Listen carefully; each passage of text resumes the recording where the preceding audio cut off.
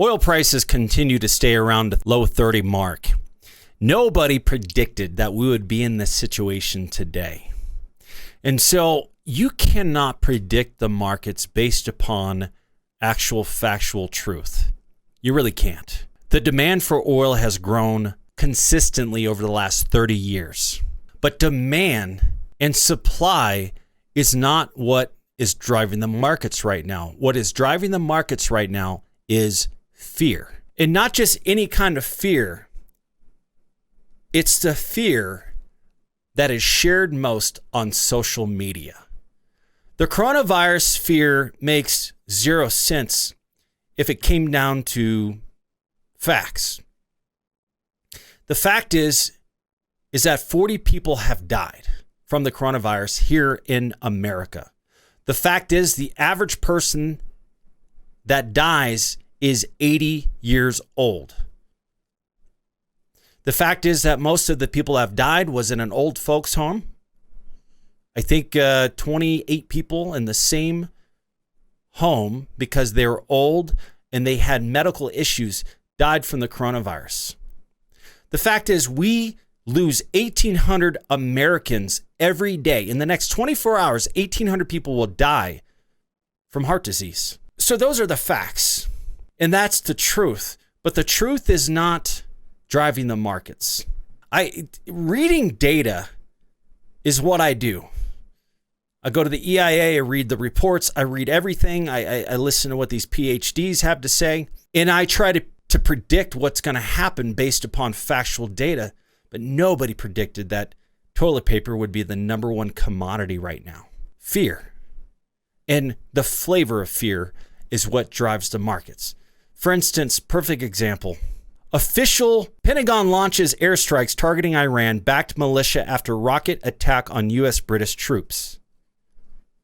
The Pentagon launched airstrikes Thursday targeting an Iranian-backed Shia militia group believed to be responsible for rocket attack that killed and wounded American-British troops stationed at a base north of Baghdad. This news just 6 months ago would have driven oil prices up 20-30%. Back in 2008, oil prices were over $150 a barrel because of the wars under the Bush administration. What has changed? People are not sharing this on social media. I read this powerful article about how many people died from SARS and influenza and these other diseases. But the difference was the reason why the markets didn't panic, reason why we weren't not selling out of basic essentials like toilet paper was because we didn't have social media then. Social media is driving the markets. If you were a stockbroker in 2000 and you went to school to become a stockbroker, you will not know what the hell is going on today. You'll be so lost and so confused. I've been investing in oil for the last 25 years. Even I'm just sitting here thinking this makes absolutely zero sense. And so we can't go off the truth. We can't go off what is actually taking place in the news. We have to go on what people are focused on social media platforms. Okay, so the coronavirus fear. That is going to drive the markets. So we got to throw out the truth. The truth is that the demand for oil continues to grow, but we got to throw that truth out. And we got to change the truth behind what people are afraid of. So people are afraid of the coronavirus, and they believe because of that coronavirus pandemic, the demand for oil is dropping. So what does the oil market look like when demand for oil is dropping? Well, this is what it looks like. It looks like a shale apocalypse. And just a couple days ago, I was saying, I don't think Russia could beat Shale. But now, today, I believe that Shale is on its last leg. The great U.S. shale decline has already begun. On Thursday, Apache said it would cut its budget by 37%, notably would eliminate all of its rigs in the Permian Basin. The company also said it would cut its dividend payout 90%. Apache cannot chalk up all of its problems to OPEC and the global pandemic.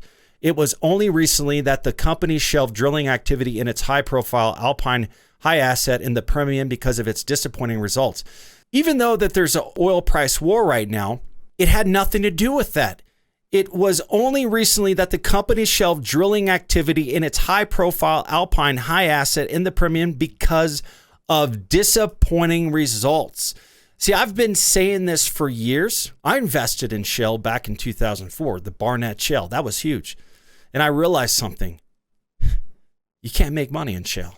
And then I've been preaching that on YouTube. And now people are just now admitting to the fact that the Permian is disappointing results. This is the first time I've ever seen a big oil company honest, like, hey, the results are disappointing. Even when oil prices were $80 a barrel, the results were disappointing. But they were getting all this money from banks. Why would they tell the bank, hey, before you give me that $1 billion to drill more oil wells, I want to let you know that the results are very disappointing? Of course not. But the market turmoil has already begun to ravage the shale sector. Devon Energy said it would cut spending by 30% with reductions concentrated in Oklahoma and Wyoming. Devon says that it has 40% of its oil production hedged, somewhat reducing the pain of the downturn. But here's the thing, you might have hedged for 2020, but you can't make it to 2021. Russia was very smart at curbing production during a time that the fear of the coronavirus was escalating. I don't think Russia foresaw that the coronavirus would have this much of an impact on the oil industry. I think it was a stroke of luck.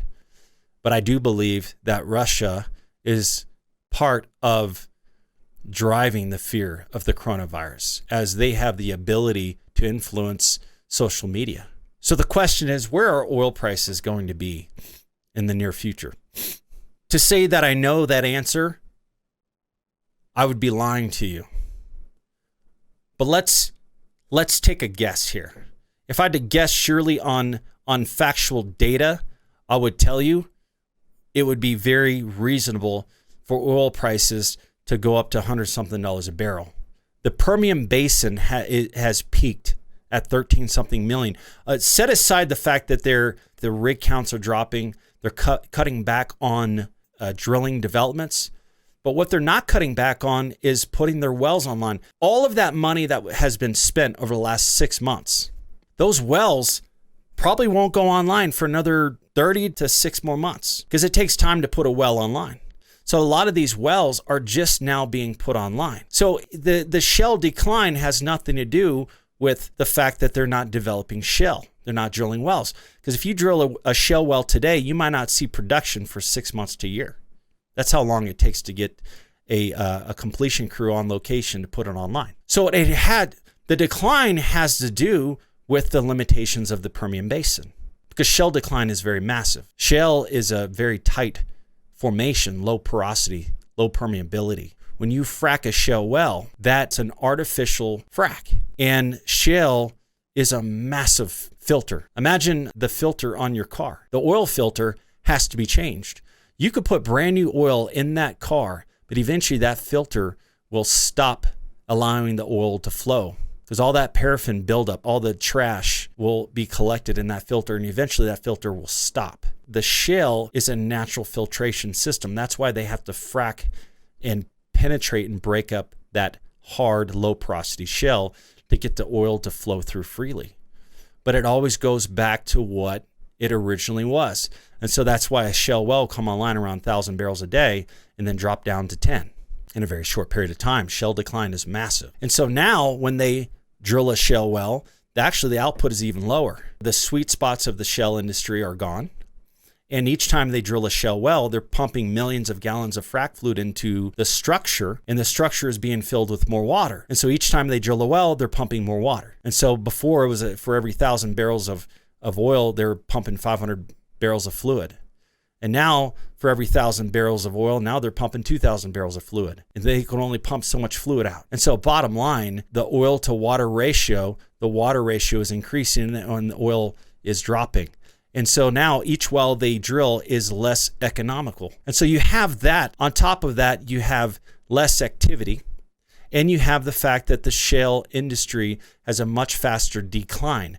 And so if you're not developing shale, you're going to see a very fast decline. I foresee a very quick decline. This has gotten personal for Russia. Saudi Arabia strikes back at Russia in key oil market. The world's top oil exporter, Saudi Arabia, is going after Russia's oil market share in Europe with deeply discounted Arab Light crude at up to 3 times the usual volumes. People with knowledge of European refiners' operation told Bloomberg on Thursday. The Saudis, OPEC's de facto leader and top producer, are aiming to grab market share from Russia in the oil price war it launched on Moscow to punish it for refusing to back deeper OPEC production cuts last week.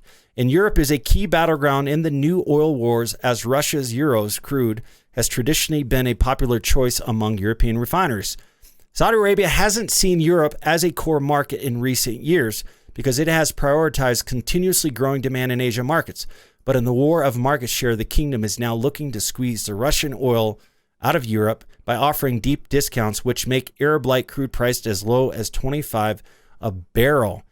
Guys, I'm telling you right now, this is a complete slap to Russia's face. The only way this thing works is if Russia has a buyer of its oil. They could pump 1 billion barrels a day, but if they can't sell it, then they can't win this oil price war. Saudi Arabia is the only one that could afford to sell it for less right now. The most expensive oil to produce is shale. So American oil, when we export it, we are making less of a profit than any other country in the world. And Russia was basing this war on that. They knew they could beat them. So Russia, by pulling their pants down and pumping as much oil as they can at a lower price, allowed them to be profitable and to go against the shale industry. But if Saudi Arabia is undercutting their markets and going around them and saying, hey, Europe, you're buying from Russia for $30-something a barrel, we could do it for 25. And if Russia cuts their price down to 25, Saudi Arabia will be able to cut it down to 20 because they can. Saudi Arabia could pump oil for much less than any other country in the world. They will win that game. So what does Russia do? They know they can't beat Saudi Arabia. I foresee them holding on to this game until Shale taps out, which they will. The fear of the coronavirus was unpredictable, but it's greater than I ever imagined. They are holding on to the coattails of this fear of the coronavirus, and they are winning. But what is Russia to do? Because their economy is falling apart right now. Putin is a respected leader amongst all world leaders. He's known as a man that does not back down from a fight. He has gained that respect. Books are written about him. People from Russia idolize this man. But the problem is that he believes his own press. So is Putin going to crawl back to the young prince? Is he going to humble himself and say, hey, you win, let's negotiate? He's going to look like a weak leader in the eyes of his country and the eyes of Saudi Arabia. And he prides himself on his economy. He prides himself as being an oil world power. He prides himself on his military. He prides himself on having a powerful new technology in the military. But that pride he's painted himself in a corner. Because if he doesn't win this oil price war, he's going to lose much more than his economy. He's going to lose power. Just recently, they passed a new law allowing Putin to stay in power until the 30s. If Trump did this, the media would have a field day with him. But Putin pulled this off. Putin's economy has kept him in power. Putin's military force and power and his willingness to go against world dictators and not afraid of the American military has kept him in power. So why would he submit and grovel at the feet of a young Saudi prince? I foresee things getting much worse in the Middle East. I don't think Russia is going to back down from this oil price war, even at the cost of his economy. But I think Russia wants his cake and he wants to eat it too. OPEC was willing to curb production, and Russia was not. And Russia still wanted OPEC to curb production, while Russia continues to take market share from Saudi Arabia. And they even had a formal agreement, the first OPEC plus cut, but they've never been able to stay true to the agreements. Saudi Arabia would follow through, but Russia would not. They'd have an agreement. Hey, we're going to curb production 300,000 barrels a day. And Russia would not fulfill that agreement. So they want their cake and eat it too. Putin, once he realizes he can't win this battle, I foresee him using some military force and power to take control. Maybe through proxy, or maybe he just goes right in and does whatever he wants to do, and taking advantage of the fact that Donald Trump is pulling out his military. Here's what you need to understand. Iran is bombing us right now. And we're bombing them back right now. We read the news about the Iran war. And these are Putin's allies. Is Putin using Iran through proxy? And so the question is, where is fear going to take us? I see fear taking us to a place where shale tanks, oil output in the shale market drops from 13 million output down to 10 million, which is still a lot for America. But 3 million off the market would remove the oil glut. It would stop the oil price war, and it would put us back in position the way we were in 2012. And I could very easily foresee oil prices going back to $100 a barrel. All this time, demand will continue to go up for oil demand. The coronavirus fears will go, and we're going to be left with higher oil demand and lower oil output, putting Russia back on top, putting Saudi Arabia back on top. And America is back to where we were back in 2012. And this time around, you're not going to see the massive shale growth. Why? Because most of that money came from banks, and most of that money came from the stock market, and neither bank or stock market is going to trust oil ever again. So I'm Sean Pruitt, president of Kingdom Exploration. If you like my videos, please subscribe. And if you'd like to learn more, go into the description section and click a link to request more information. I'll keep an eye on everything, and we will talk soon. Thanks.